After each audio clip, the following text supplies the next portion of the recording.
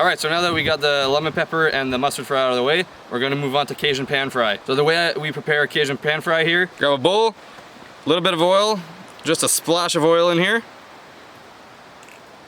Grab your Cajun. Slap some in there. You wanna create like a paste almost. So now that you got a little bit in there, you just mix it up, create like a paste. If it's not enough Cajun, you put some more in. Okay, so that's not enough Cajun, put some more in. Mix it up again. Now it's starting to look more like a paste. So that's just perfect. That's pretty much what you want. You got a little bit of oil and then you got your Cajun in there.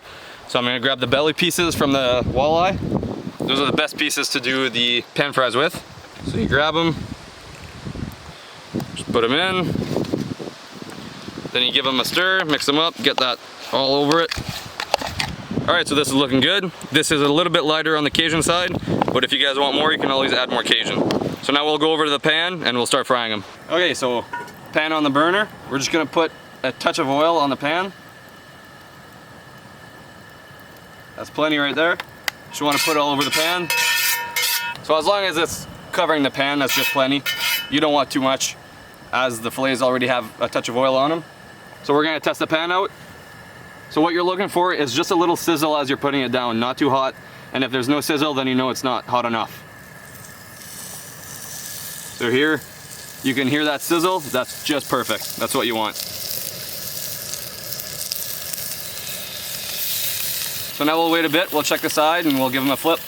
Okay, so now that wait a bit, we'll give them a flip. Give them a flip. You see that? That's just perfect. That's what you want. Another thing to note is that I'm using strictly belly pieces. If you're using back straps and belly pieces, the back straps will take a little longer to cook as they're bigger, obviously. Okay, so I flipped them both sides. These all look good. So I'll grab the smaller pieces, put them on the plate. And same thing as the other recipes, you want to take off the smaller pieces first because they're going to be cooking faster than the bigger pieces. So just take the smaller pieces out first and then take the bigger pieces out and your fish is ready. And another thing is, you'll definitely know it's ready if you just touch it and it falls apart just like this. You just barely touch it, you poke it, and it's falling apart. That's how you know it's ready.